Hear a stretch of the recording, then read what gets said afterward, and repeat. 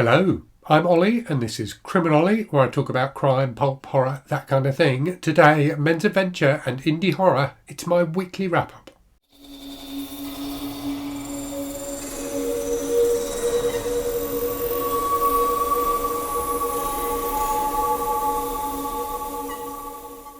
So I've got 16 books to talk to you about today, 16 things finished this week. So it has been a very productive week of reading. And I think that's because of the combination of having some time off work, that kind of chilled out post-Christmas period, just been basically lazing around the house most of the time and reading, which has been very, very pleasant. And I'm also very focused at the moment on getting as much stuff as I can read in order to finish my Read What You Own challenge. So I'm aiming to finish that in January, at the end of January. So I've been trying to get through as much stuff as I can in order to meet that goal. And that has meant I've focused on, reading shorter, easier kinds of books. But those were also exactly the kinds of books I wanted to read in this kind of weird haze you get between Christmas and New Year. So in terms of the Read What You Own challenge, I am currently sitting at 78 books read. So I've got 22 to go. I think I've got 15 books in my TBR for January. But there's a little bit of room in there if I need it, I think. And I'll probably get one or two more things read before the end of December. So looking pretty good for that Read What You Own challenge, to be honest with you. So as usual, I will talk to you about what I've been reading, and then at the end talk to you about what's been on the channel, what's coming on the channel. But before I do that, as we are, very close to the end of the year, so this video will be going up on the 30th of December. I just wanted to say to all of you, thank you so much for your support this year on the channel. Thanks for watching my videos, for putting up with my rambles, for responding to my book recommendations, for being part of Garb August, for being part of the Read What You Own challenge, for sponsoring me during November, whatever it is you've done to interact with the channel this year. I really appreciate it, and hope you have a really fantastic 2024, both in terms of reading and life generally. Right, so let's get on with what I've been reading then. I've got my iPad here so I don't miss anything out. What I'm going to do is, because I've been doing this thing in December where I read books where each book is linked in some way to the previous book, there's a couple of things I read that were kind of out of that sequence, if you like. So I'll talk about those first, and then I'll go back and talk about the books I read and tell you what the links were between them. So the first thing I read kind of out of that sequence, or rather listened to, so I listened to the audiobook of this, was A Murder of Quality by John le Carre, which was a book that was suggested to me by Richard, one of my patrons. This was really good. I really, really enjoyed this. So this is the second George Smiley book. So Smiley, when you think of Smiley, you think of, like espionage, spy fiction and things like that. But this book, and to a slightly lesser extent the first book, are much more kind of murder mysteries. So in this one, Smiley goes to a boarding school, like a public school in England, to investigate the death of the wife of one of the teachers at the school. And it was just a really, really good murder mystery with some really interesting commentary on like the class system in the UK, particularly in kind of that early post-war period, like the kind of 50s and 60s. So just a really, really solid book. I've enjoyed it very much. The other thing I read that was not part of the sequence of connected books was Mary's Monster by Lita Judge, which I read as a buddy read with one of my patrons, Diane. So this was really, really interesting. So it's a picture book, so aimed, I would say, at older kids, kind of, I don't know, early teens, that sort of age, because there was some quite dark stuff in this book. And certainly a book that adults could appreciate as well, as indeed I did. So it's a book about the life of Mary Shelley and how she came to write Frankenstein. And I had no idea, I knew nothing really about the life of Mary Shelley, but she had an incredibly tragic life. She seems to have been let down by pretty much all the men in her life, either just let down or, actively abused by them. So I had a really sad life. And the fact that at such a young age she wrote such a important work of popular fiction as Frankenstein, a book that has lasted through the subsequent 2 centuries since then is astounding. So a really, really interesting book, and beautifully, beautifully illustrated as well. I can't speak for the accuracy of all of the facts in the book because, as I said, I don't know anything about the life of Mary Shelley. But certainly it was very interestingly and engagingly presented, and I really, really enjoyed it.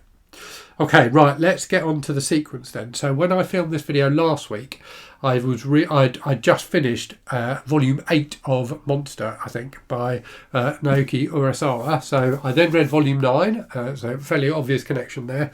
So this is the final volume in the series, so wraps up the story. I thought this was a really great series. I included this series slightly prematurely because I hadn't finished it in my my top crime reads of the year. But now I've finished it, I'm confident that was the right decision. I want to go back and read the whole series again before I do a review, because it was just magnificently done, really engaging and gripping. I won't go on about it because I've talked about it a lot on the channel before as I've been reading it, but definitely recommended. After that, I read some more manga. So I read a couple of volumes of manga that had been sent to me a while ago by the publisher. So the first of those was Tokyo Babylon Volume 1 by a creator called Clamp. So this is something that came out in the early 90s, and it definitely feels like it came out in the early 90s. I'll be honest, I wasn't a huge fan of this. So this is about a couple of people who like investigate weird goings on, but the story for me got really lost. I really had problems following it. It's very kind of stylized and has lots of kind of fashion, commentary on fashion and things like that in it, which isn't particularly my thing, as you may have guessed. What's interesting and notable about it is, I believe, I read somewhere, and I believe this to be true, that it's the first manga series that featured a gay relationship. So that is, something important. So that was kind of interesting about it, but I wasn't a huge fan of it. After that, I read another volume of manga from that same publisher. The publisher is Yen Press. I like this a lot more. So this is Glitch by Shima Shinya. So this is again kind of a slight occult detective vibe, in that it's about a group of school kids investigating weird goings on in their local town. So it's got kind of Stranger Things vibes or something like that. I'm wondering now when it came out. I don't know if it says anywhere. No, it doesn't appear to. Here we go, 2022. So it's post Stranger Things, but it's definitely got a bit of a Stranger Things vibe to it. So these school kids investigating weird goings on in their town. They meet this very cute, very weird little creature who kind of teams up with them. I just thought this was really engagingly done. The art style is quite distinctive and cool, and I enjoyed that. I really, really liked it. I think there's only 2 more volumes. But I can see myself picking those up because I thought this was a very, very entertaining manga. Right, moving on then. So after that, I read Midnight Club by Christopher Pike. So the connection to Glitch being that it's about a group of young people in a kind of slightly weird situation. So Midnight Club, which was recently adapted for Netflix, and I think I watched the first couple of episodes of it but gave up after that, is about a group of teenagers in a hospice. So it's really, really tragic. And basically it's called the Midnight Club because they get together at night when they're supposed to be asleep and drink wine and tell each other stories. So it's kind of like a short story collection with the connecting stories about this, this ongoing story about these teenagers in a horrible situation. But what's I thought didn't work that well about it is when the stories are being told, you literally get that character telling you the story with other characters like interjecting and things like that. So it's a bit difficult to actually focus on the individual stories, I found. So yeah, I wasn't a huge fan of it. It's interesting, and I know it's a book that lots of people really love, and I can imagine if it's a book you read as a teenager, I could see why it would really have an impact, because it was very, very moving and sad at times. But yeah, I wasn't a huge fan. Right, after that, I read another kind of YA horror book. So this was Clown in the Cornfield by Adam Cesare, which was fun. I really enjoyed this. So this is about a teenage girl. Her mum has died. She and her dad moved from the city to this kind of small town, small like rural town, where the income of the town has all been around like farming corn and making corn syrup, but that income has kind of dried up, so the town's a bit kind of run down. And it's about her like going to school, meeting the other school kids, trying to fit in and stuff like that. But there's a creepy clown going around killing people as well. So it's kind of a fun serial killer slasher type of story. But really, really engagingly done. And when you find out what's really going on, when you find out who the slasher is, it's quite effective and interesting. I wasn't like completely blown away by it, but I enjoyed it all the way through. It was definitely a fun and engaging read. After that, another clown book, so the connection clearly being clowns. So this was a novella that was sent to me by the author a few months ago. It's called The Circus of Hungry Clowns, and the author is Caesar Ruell. So you've kind of got two connections, Adam Cesare and Caesar Ruell, as well as the clowns. So this is a very over-the-top, slightly silly, very graphic, but quite fun horror novella about this creepy circus where basically, and this isn't a spoiler because it happens right near the start, the clowns, it's all clowns, there's nothing but clowns. The clowns will like call kids down from the audience and then do, kind of crazy stuff with the kids, like throw knives at them and things like that, which appear to the audience to be harmless pranks, but actually aren't. So it was really like gory and over the top at times. And quite fun. It wasn't amazing, but it was definitely a fun, quick read. After that, continuing the clown Carney kind of a theme, I read Carney by BookTube's own R. St. Clair, so the host of the fantastic channel Regina's Haunted Library. So this was a really interesting horror novel. I thought this was very cleverly done. So this is a book about this guy who's a journalist, like quite a successful journalist, who's basically been cancelled because of something awful and very foolish that he did. So he's been cancelled. His career's, which was on the up, has gone in the bin, and he's moved back in with his parents, and he's trying to rebuild his life. So he is a central character I found really interesting because he's really dislikable. But kind of because of his, kind of riches to rags journey, if you like, you're kind of invested in him building up his career again. Anyway, he gets involved in investigating this island off the coast near where he lives, where there was this carnival that had burnt down. And there's this creepy clown character called Carney who's supposed to kind of haunt the area. And it's just about him investigating that, his relationship with this young woman who's obsessed with this Carney character, and kind of what happens from there. But I thought it was one of those books that could have been okay, but I thought the use of such an interesting central character made it really, really good. He was a very interesting character to read, even though I didn't like him. So yeah, I had a really good time with Carney. I thought it's definitely well worth checking out. Right, after that, I read some more indie horror. So I read another book that was sent to me by the author some time ago. This is Perpetual Dread by Brian Bowyer, which is a short story collection. Now, I don't think there's anyone else who writes, particularly who writes short stories, quite like Brian Bowyer writes short stories. His writing style, his prose style, is quite unique in that it's incredibly stripped down. And he will tell a story in 4 or 5 pages, which is packed with incident, has an absolute ton going on. But he's very kind of matter-of-fact in his style, and he will literally tell you this thing happened, and then that thing happened, and then that thing happened. His characters are almost always very, very damaged, messed up people, but he doesn't dwell on that. He just presents it to you as who they are. And the events that occur in his stories are frequently absolutely horrific. Incredibly graphic, incredibly bleak, really troubling. And yet somehow he makes all those things which don't necessarily feel like they would work. He manages to combine them into stories which are really, really effective and, really sit with you as a reader once you finish them. I genuinely can't figure out quite how he does it, but every time I read one of his books, he gets me. So yeah, a very interesting horror short story collection. Brian Bowyer's stuff, definitely worth checking out. I think it's all available on Kindle, and I suspect it's on Kindle Unlimited. I might be wrong, but I think it is. So I definitely recommend checking him out if you've got a strong stomach. Right, after that, I moved on to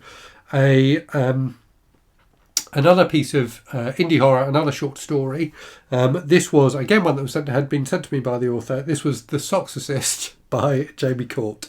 So I talked about Jamie Kort's previous short story, A Puppet Scorned, on the channel a while ago, and I gave it a bit of a hard time because I didn't really get it. I got The Soxorcist a lot more, and having read The Soxorcist, I think I get A Puppet Scorned now. So these are short stories. They are labelled as erotic horror, and they are about puppets. So it's a weird combination. And you kind of have to admire Jamie Kort's single-mindedness and determination in writing a string, and I think he's probably going to write more, of stories that are in that very niche subgenre. So The Soxorcist is about this sock puppet character who's an exorcist going up against like a demon. And it was incredibly weird, but really, really engaging and enjoyable. And Jamie Kort, in both of his stories, kind of constructs a world which makes no sense at all, but which like complies with its own internal logic. So is therefore convincing, if that makes sense. So very, very strange stories, but they work. So yeah, Jamie Kort is definitely an interesting writer, and yeah, I feel bad now for not being kinder about A Puppet Scorned, because The Soxorcist I actually really, really enjoyed. Okay, moving on from that. So I thought I'd read more short stories. So I read this, Croc Attack from the Men's Adventure Library. So I've talked about the Men's Adventure Library books on the channel before. They are a huge amount of fun. This one was no exception. So this one reprints, as you might have guessed from the title, stories about crocodile and alligator attacks. So there's some great stories, presented with original artwork, which are really, really fun. You get loads of, great reprints of artwork and things like that in these books. What this one also has, as well as the stories, is it's got a couple of really good articles. There's one by an author called Andrew Nett, who's published a couple of novels which I need to read. He's also quite well known on Instagram as the account Pulp Curry, and he just posts like pulp fiction covers and stuff like that, which are always fantastic. So he's Australian, and he wrote a really interesting article in this about men's adventure magazines in Australia. And there's also a great article about like crocodile and alligator movies, which is really fun to read. So you get that, some kind of more modern stuff, as well as the fantastic killer croc and killer alligator stories. So just a really engaging, fun read. I really, really enjoyed that. Okay, so that was then my jumping off point into men's adventure, because this reprints, stories from men's adventure magazines. I'm a big fan of men's adventure books, so I then read a bunch of men's adventure books. So the first of those was the Survivalist book 11, The Reprisal by Jerry Ahern. So I've talked about this series on the channel before, post-apocalyptic series about this guy, John Rourke, surviving after the apocalypse. Minor spoiler, but this book takes place 500 years after the earlier books in the series, with Rourke having cryogenically frozen himself and his family. There's new factions that appear in this book, particularly a faction of Nazis. So it's just very silly, action-packed, cheesy 80s adventure. I enjoyed it enormously. After that, I read a Survivalist book. So I read Survivalist book 20, New Orleans Knockout by Don Pendleton. So this is a series of books about Mac Bolan, the executioner, who goes up against the mafia. In this one, he's going up against the mafia in New Orleans. So in the early books in the series, and this is, despite being book 20, this is early in the series. There's over 400 books in this series. So in the early books in the series, he basically just goes to a different American city each book and kills mafia hitmen and people. So in this one, he's up against the mafia in New Orleans, and it was fun. It was cheesy but fun. I then read a book, like an Executioner spin-off book. So the Executioner series was so successful, there were a couple of spin-off series, Able Team and Phoenix Force. So I read an Able Team book. So this is Able Team book 20 again. Shot to Hell by Dick Stivers.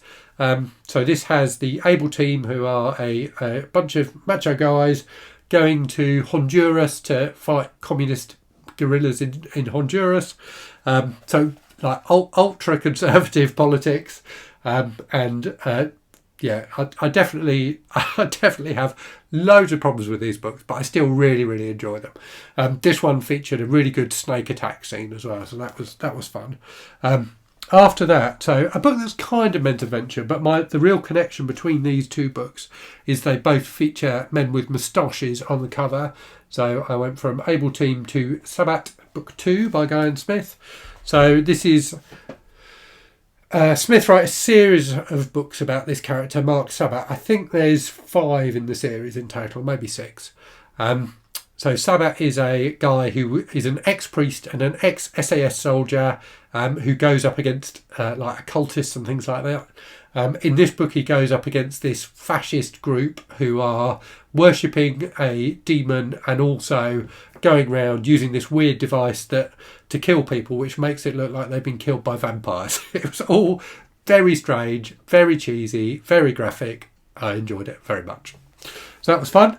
And I am now on so what I'm currently reading now, and the connection here is that they both feature men on the cover wearing black jumpers. So you've got Sabbat in his black jumper there, which you can barely see because it's so black. And you've got this guy on the cover here. His looks a bit kind of bluey grey, but I'm gonna say it's black. A kind of classic men's adventure type jumper.